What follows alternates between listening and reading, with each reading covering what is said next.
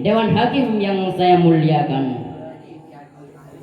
kita sebagai manusia biasa sudah tentu mempunyai kesalahan dan dosa. Apalagi pada zaman sekarang ini sudah banyak yang melakukan pembunuhan, perzinaan, mabuk-mabukan. Mungkin kita yang hidup pada zaman sekarang lupa kepada Allah Subhanahu wa Ta'ala. Maka tergugahlah hati Al-Fakir untuk mengupaskan satu syarahan singkat yang bertema Taubatan Nasuha. Semoga syarahan yang akan saya sampaikan bermanfaat terutama bagi saya sendiri. Ada baiknya kepada seluruh hadirin yang dirahmati oleh Allah. Hadirin Dewan Hakim yang saya muliakan, Allah telah berfirman dalam Al-Quran surah At-Tahrim awal ayat 8. Bismillahirrahmanirrahim. Ya ayyuhalladzina amanu tubu ilallahi taubatan nasuha. Wahai orang-orang yang beriman, bertaubatlah kepada Allah dengan taubat nasuha. Allah menyuruh kepada kita semua untuk bertaubat kepadanya, karena Allah tahu bahwa hamba-hambanya pasti mempunyai kesalahan dan dosa. Buktinya Nabi sendiri bersabda dalam satu hadis yang diriwayatkan oleh Imam Tirmizi, kullu bani adama khata' wa khairul khata'ina tawwabun. Tiap-tiap anak cucu Adam pasti mempunyai kesalahan dan dosa, dan sebaik-baik orang yang berdosa itulah orang yang mau bertaubat kepada Allah. Maka cobalah kita renungkan, pejam mata kita, bayangkan sebanyak mana dosa-dosa yang telah kita lakukan di atas permukaan bumi ini, dan siksa apa yang akan tertimpa terhadap kita di hari akhirat kelak, yang pasti kita tidak sanggup untuk menahannya. Maka hadirin sekalian, bertaubatlah kepada Allah. Sekalipun dosa kita sangat besar sekali, tetap Allah menerima taubat kita. Al-Kisah diceritakan bahwa Umar bin Khattab datang kepada Nabi seraya menangis. Nabi pun bertanya, wahai Umar, kenapa engkau menangis? Umar menjawab, ya Rasulullah, aku sudah membawa seorang pemuda yang telah membakar hatiku. Dia sekarang ada di depan pintu. Suruh dia masuk, kata Nabi. Disitulah terjadi tanya jawab antara si pemuda dengan Rasulullah. Nabi bertanya, wahai pemuda, apa sebabnya engkau menangis? Si pemuda itu menjawab, ya Rasulullah, aku mengingat dosa-dosaku ya Rasulullah. Aku takut akan kemurkaan Allah. Apakah engkau mensyirikkan Allah atau menduakannya? Tidak, ya Rasulullah. Apakah engkau membunuh seseorang tanpa hak dan tanpa sebab yang mesti harus dibunuh? Tidak, ya Rasulullah. Apakah dosamu lebih besar dari seluas langit dan bumi? Dosaku lebih besar dari seluas langit dan bumi, ya Rasulullah. Apakah dosamu lebih besar daripada arasy Allah? Dosaku lebih besar daripada arasy Allah, ya Rasulullah. Apakah pengampunan Allah dan rahmatnya lebih besar daripada dosamu? Pengampunan Allah dan rahmatnya lebih besar daripada dosaku, ya Rasulullah. Terus apa dosa yang telah engkau lakukan? Aku malu untuk bercerita, ya Rasulullah. Maka dengan desakan Rasulullah, berceritalah si pemuda tersebut, ya Rasulullah. Aku adalah seorang pembongkar mayat dalam kuburan sejak 7 tahun. Di ketika mati seorang anak perempuan dari sahabat Ansar, aku telah gali kuburnya dan melepaskan mayat dari kafannya. Lalu dengan godaan syaitan, aku melakukan yang keji terhadap mayat tersebut. Maka dengan kehendak Allah, si mayat berdiri dan berkata kepadaku, tidakkah engkau akan malu nanti di waktu hisab dan di waktu pertimbangan, bahwa engkau telah menelanjangi aku daripada mayat-mayat yang lain dan membiarkan aku dalam keadaan jenabah menghadap kepada Allah? Rasulullah sallallahu alaihi wasallam mendengar, kemudian Rasulullah Sallallahu Alaihi Wasallam mendengar cerita si pemuda tersebut marah sejadi-jadinya sambil berkata, keluar kau dari sini, tiada balasan bagimu kecuali api neraka. Keluarlah si pemuda tersebut dengan air mata yang berhamburan. Dia berjalan dan pada tujuan 7 hari 7 malam dia berjalan, tiada minum dan tiada makan. Tiba di suatu tempat di bagian sunyi dari Sahara, terjatuhlah si pemuda tersebut karena kehabisan tenaganya.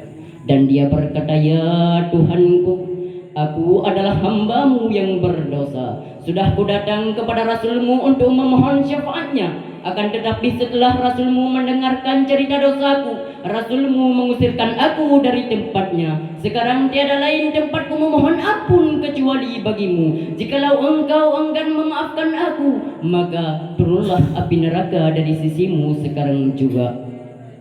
Kemudian turunlah Jibril kepada Nabi Muhammad sallallahu alaihi wasallam dan berkata, Allah memberi salam kepadamu dan bertanya, engkaukah yang menciptakan hamba-hambanya?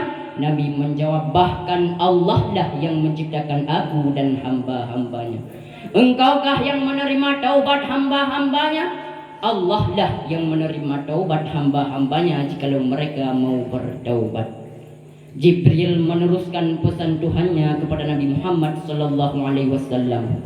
Allah telah mengirim kepadamu seorang dari hamba-hambanya yang berdosa. Akan tetapi kamu usir orang tersebut dan memalingkan wajahmu dengan sebab satu dosa.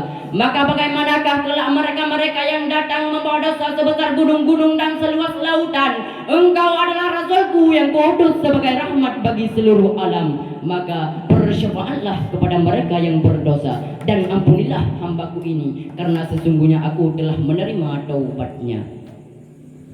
Itulah pesan Tuhan kepada Nabi Muhammad sallallahu alaihi wasallam. Sepeninggalan Jibril, Rasulullah menyuruh sahabat-sahabatnya untuk mencari si pemuda tersebut.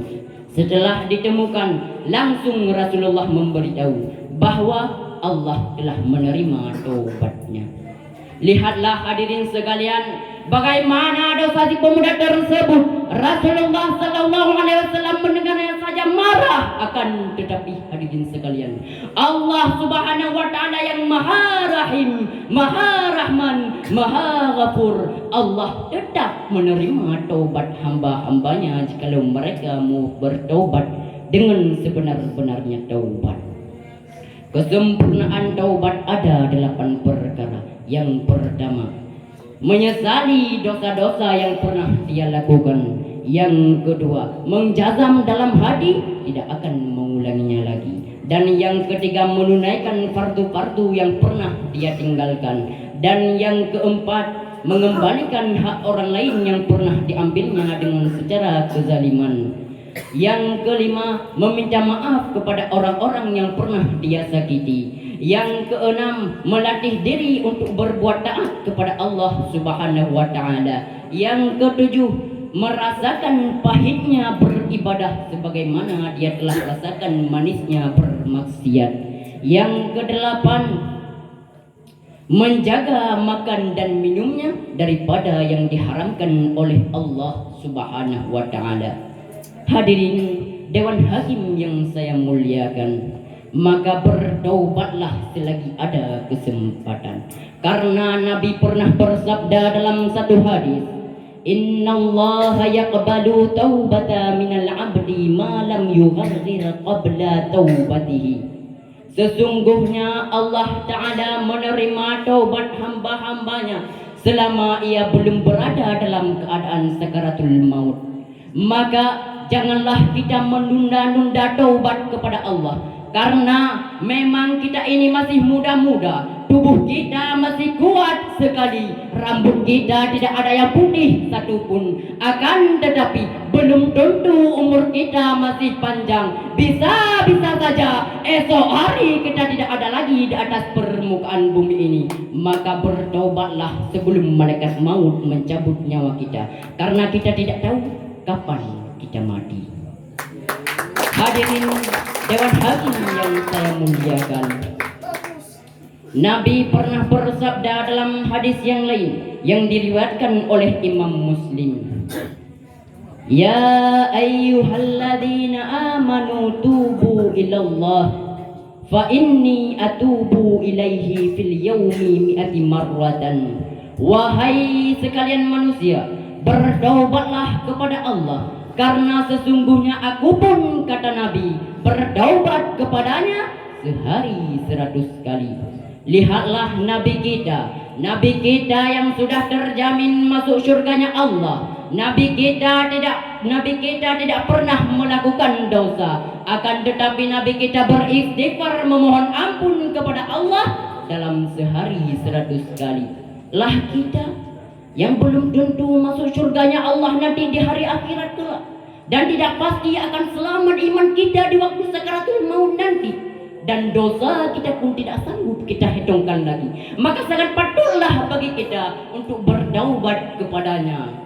Allah tetap menerima taubat kita, hadirin sekalian, karena kita ini adalah umat Nabi Muhammad, umat yang paling mulia kebanding umat-umat yang lain. Nabi Adam alaihi salam saja iri terhadap kita umat Nabi Muhammad. 4 faktor yang menyebabkan Nabi Adam iri terhadap kita umat Nabi Muhammad. Yang pertama, Nabi Adam alaihi salam diterima taubatnya di kota Mekah sahaja, sedangkan kita umat Nabi Muhammad dimanapun kita berada, kapan saja kita membuat taubat, tetap Allah menerima taubat kita. Tidak perlu kita pergi ke kota Mekah bersujud di hadapan Ka'bah memohon ampun kepada Allah, tidak perlu, hadirin sekalian. Yang kedua, Nabi Adam berbuat kesalahan dengan keadaan berpakaian. Allah Ta'ala melepaskan pakaian dari tubuhnya. Sedangkan kita umat Nabi Muhammad, kita berbuat kemaksiatan dalam tidak terhormat, tetap Allah memberikan kita pakaian. Yang ketiga, Nabi Adam alaihi salam dengan sebab satu dosa, Nabi Adam alaihi salam dipisahkan dari istrinya tercinta. Sedangkan kita umat Nabi Muhammad, banyak sekali kita berbuat kemaksiatan di atas permukaan bumi ini, tetap Allah menyatukan kita dengan orang-orang yang kita cintai. Dan yang keempat, Nabi Adam alaihi salam berbuat kemaksiatan di dalam surganya Allah. Allah Ta'ala menurunkan ke bumi ini. Sedangkan kita umat Nabi Muhammad, kita berbuat kemaksiatan di atas permukaan bumi ini, tetap Allah memasukkan kita ke dalam surganya Allah nanti di hari akhirat, jikalau kita mau bertaubat. Jadi kesimpulan yang dapat kita simpulkan, kita sebagai manusia biasa sudah tentu mempunyai kesalahan dan dosa. Dan sebaik-baik orang yang berdosa itulah orang yang mau bertaubat kepada Allah.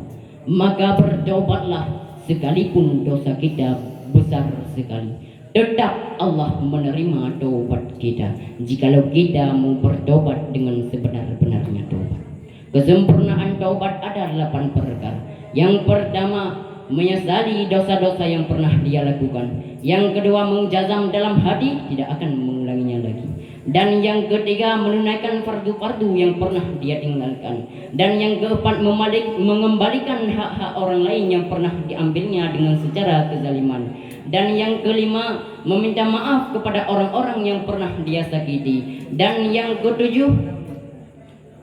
keenam, melatih diri untuk berbuat taat kepada Allah Subhanahu wa Ta'ala. Dan yang ketujuh, merasakan pahitnya beribadah sebagaimana dia telah rasakan manisnya bermaksiat. Dan yang ke-8, menjaga makan dan minumnya daripada yang diharamkan oleh Allah Subhanahu wa Ta'ala. Maka hanya demikian yang dapat saya sampaikan. Lebih dan kurang saya mohon maaf. Wabillahi taufiq wal hidayah. Assalamualaikum warahmatullahi wabarakatuh.